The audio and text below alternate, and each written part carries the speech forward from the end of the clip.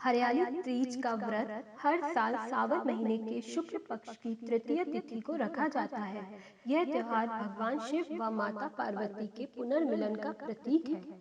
इस दिन महिलाएं 16 श्रृंगार करके मां पार्वती और भगवान शिव की पूजा अर्चना करती हैं। इस त्योहार में हरे रंग का खासा महत्व है। श्रावण में जब चारों तरफ हरियाली होती है, तभी इस त्योहार को मनाने की परंपरा है। माना जाता है कि इस दिन मां पार्वती ने भगवान शिव को अपनी कठोर तपस्या से प्रसन्न किया था। इस व्रत में सुहागिन महिलाएं निर्जला व्रत रखकर भगवान शिव और माता पार्वती की पूजा करती हैं और अपने पति की लंबी उम्र का वरदान मांगती हैं। इसके साथ ही जिन लड़कियों का विवाह नहीं हो पा रहा है या विवाह में अड़चन आ रही है, वह भी यदि हरियाली तीज के इस व्रत को करती हैं तो उनका विवाह शीघ्र हो जाता है।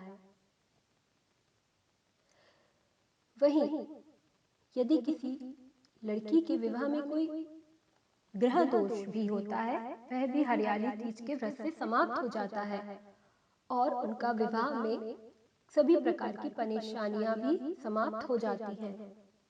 श्रावण मास के शुक्ल पक्ष की तृतीय तिथि 10 अगस्त 2021 मंगलवार को है और समाप्त होगी 11 अगस्त 2021 बुधवार की शाम 4:56 तक। हरियाली तीज पूजा विधि। हरियाली तीज के दिन महिलाएं सुबह उठकर सबसे पहले स्नान आदि करें। पूजा स्थल पर माता पार्वती और भगवान शिव की प्रतिमा का चित्र लगाएं।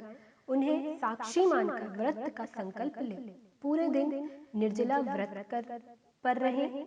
शाम में विधि पूर्वक माता पार्वती और भगवान शिव की पूजा करें और अपने पति की लंबी आयु और निरोग रहने का वर मांगें। इसके बाद महिलाएं नदी की मिट्टी से भगवान शिव की मूर्ति घर लाएं और पूजा स्थान पर स्थापित करें। फिर माता पार्वती और भगवान शिव का ध्यान लगाएं और गणेश जी की भी पूजा करें। याद रहे, महिलाएं इस दिन 16 श्रृंगार कर ही पूजा करें। साथ ही माता पार्वती को 16 श्रृंगार की वस्तुएं जैसे चूड़ियां, माहोर, खोल, सिंदूर, बिछुआ, मेहंदी, सुहाग, चूड़ा, कुमकुम, कंगी और सभी प्रकार के श्रृंगार की चीजें चढ़ाएं। इसके अलावा श्रीफल, कलश, अबीर, चंदन, तेल और घी, कपूर, दही, चीनी, शहद, दूध और पंचामृत आदि भी अर्पित करें। फिर हरियाली तीज की व्रत कथा ध्यानपूर्वक सुने और पढ़ें और प्रसाद वितरण करें। आइए अब हम जानते हैं हरियाली तीज की कथा। शिव जी ने पार्वती जी को उनके पुनर्जन्म का स्मरण कराने के लिए तीज की कथा सुनाई। शिव जी कहते हैं, हे पार्वती, तुमने हिमालय पर मुझे वर के रूप में पाने के लिए घोर तप किया था। अन्न जल त्याग दिया, पत्ते खाए, सर्दी गर्मी बरसात में कष्ट सहे। तुम्हारे पिता दुखी थे। नारद जी तुम्हारे घर पधारे और कहा, मैं विष्णु जी के भेजने पर आया हूँ। वह आपकी कन्या से प्रसन्न होकर विवाह करना चाहते हैं। आप अपनी राय बताएं।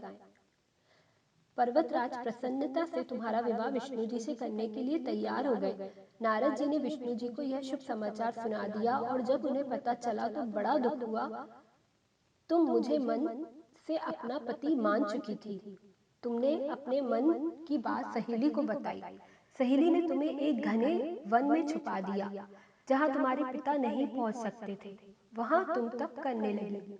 तुम्हारे पिता लुप्त होने से चिंतित थे कि यदि इसी बीच विष्णु जी बारात लेकर आ गए तो क्या होगा। शिव जी ने आगे पार्वती जी से कहा, तुम्हारे पिता ने तुम्हारी खोज में धरती पाताल एक कर दिया था, पर तुम ना मिली। तुम गुफा में रेत से शिवलिंग बनाकर मेरी आराधना में लीन थी। प्रसन्न होकर मैंने मनोकामना पूरी करने का वचन किया।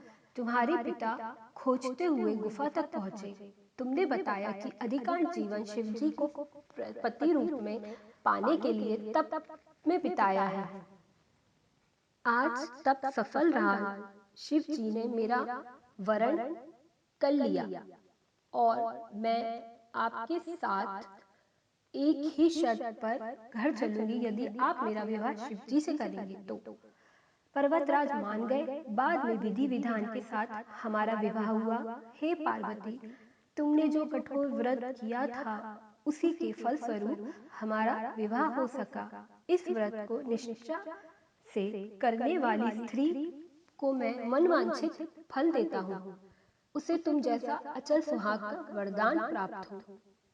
ओम नमः शिवाय।